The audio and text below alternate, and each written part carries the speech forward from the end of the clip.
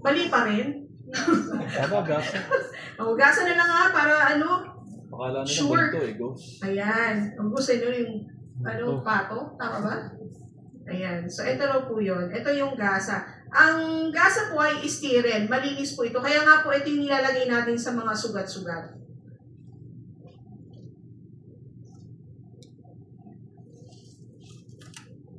So, ito po yun. No? Ito po siya. Gasa. Okay?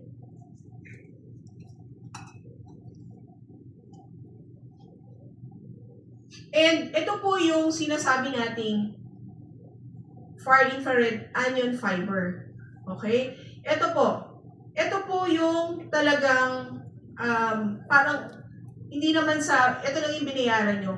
But ito po yung major materials na dapat ina-expose yung ating feminine area.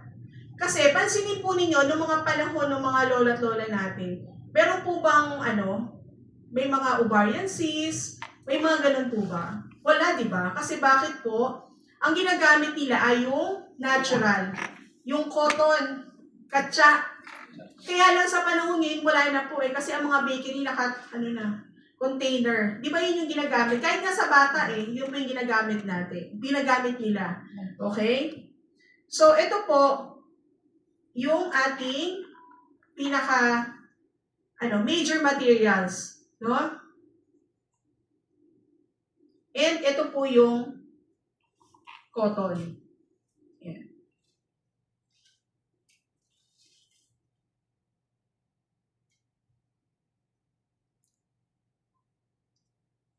Okay? Ang cotton po ba, pag nabasa ay nadudurog? Sino po ang makakasagot? Merong libreng palakpak. No. Hindi nyo po alam. Siyempre, ang cotton po, hindi po yan nadudurog. No? Pero maraming tubig yan. Ayan. No, hindi po siya nadudurog. Kasi kung nadudurog po yan, huwag kayong maglaban ng damit nyo. Kasi durog po talaga yan. Diba? So, hindi po siya dapat nadudurog. Okay? Pero nang ginagawa siya. Bisin ang water ang ginagawa. Kasi Oo. nag-absorb. Oo, yun. Diba? Dapat siya ay nag-a-absorb. Ngayon, tignan po natin, mamaya, yung isang brand, kung ano pong ginamit niya. And of course, ito po ay cotton pa rin. Okay? Itong gel na nakikita nyo, ito po ay food grade gel. Ito po. Bakit po mas absorbent? May cotton na, may gel pa. Kaya po siya very, very absorbent.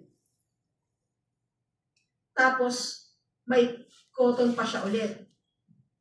Diba? Madaming layer. Yes. Ito po ay 7 layers. Yeah, that's right. Okay. Diba? Kaya po talagang, ito po ang i-recommend nyo sa inyong mga pamangkin, anak, or kakilala na merong menstrual period. Okay? So, dito naman po tayo sa ating brand X. Sa brand X po natin,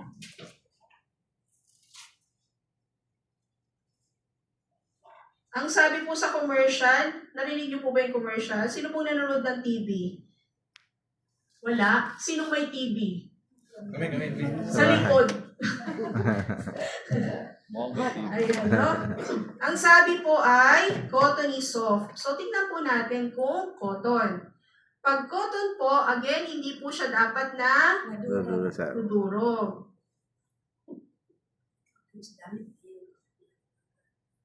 Nadurog po ba? Yes. So, ibig sabihin, ito po ay papel. No? Kasi ang papel po, kayo pag naglalaba, di ba, minsan nakakalimot tayo ng resibo, ng tissue, may mga puti-puti, nadurog na yung papel. No? So, ito po yun, papel. So, ibig sabihin, dapat papery soft, no? Hindi cottony soft. Papery soft. Ayan. So, tapos itong gel na to, ayan, nakikita ninyo, di ba? I will not judge kung ito po ay silica or food grade. But meron din po siyang gel. Kaya lang, mas marami po yung papel. Ano?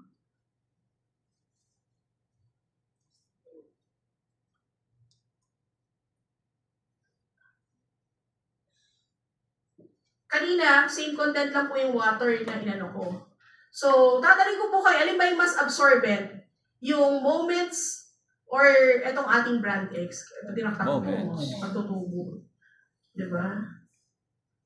Very, very absorbent po siya. Ayan, no? Ayan, paano pa kanya naman yan?